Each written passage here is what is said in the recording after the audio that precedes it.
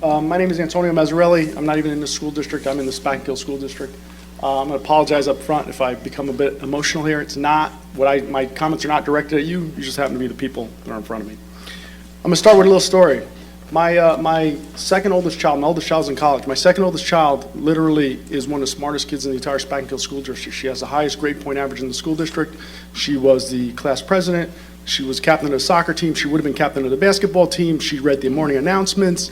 She has not been sick one day of school in high school, not one, right? So she's literally one of the healthiest and one of the smartest children in the entire school.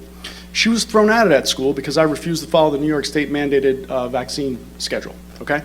I had to sign over guardianship of her to my brother-in-law and my sister-in-law in Pennsylvania. She no longer lives with me. You want to talk about separating children from their parents? Separated children from their parents, okay? January 29th, that young lady turns 18. She comes back to Spokane High School and she's gonna graduate from Spokane High School. Now you might say to yourself, wait a minute, that's insane. Why would she get kicked out of high school for a few months and then be able to come back? She can come back because the laws don't apply to adults in New York State, okay?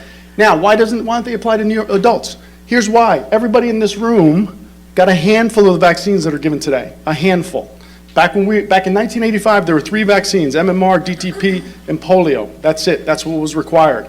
All those vaccines, by the way, wear off. So if you haven't had your booster shots, which is probably every single teacher, right? And if the teachers haven't had all the other vaccines that have been added to the list, pneumonia, meningitis, et cetera, et cetera, et cetera, every single teacher in the school is not vaccinated to the level that the children need to be vaccinated at, okay? So they threw my kids out of school, and my kids were just exactly like the teachers. It is insane. The woman was talking about the HPV being insane and flu being insane. Listen, you got 2 choices. Either you believe that the government can stick things into your children, or you believe that they cannot. And I know I have some Democrats and some Republicans in here. And I'm going to say one thing. If you are a Democrat, how would you like Donald Trump to dictate what gets injected into your children? And if you're I don't know if I got him right, Republican or Democrat, how would you like Bernie Sanders to decide what gets stuck into your children? You know who gets to decide what goes into my children? Me. Me. That's who gets to decide, okay?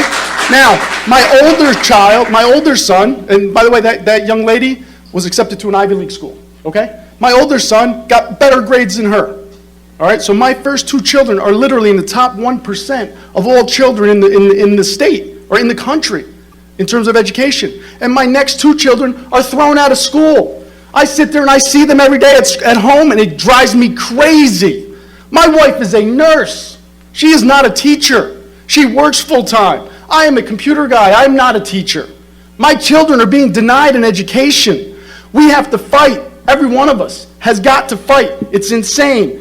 There are 270 more vaccines in the works. If you think this is the end, this is the beginning. Right now, there are 26 shots that are mandated, 43 different vaccines and 26 physical shots that are mandated for children. That went into effect in September. We are in January. We're only a few months later, and they want to add 20 more shots. They want to almost double it, right? It's flu was 1 a year? If you could. Is it? Okay.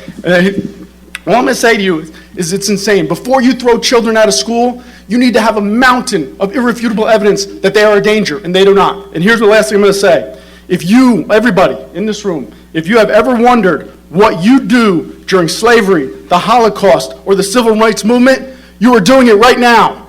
Silence is concurrence. We all have to fight.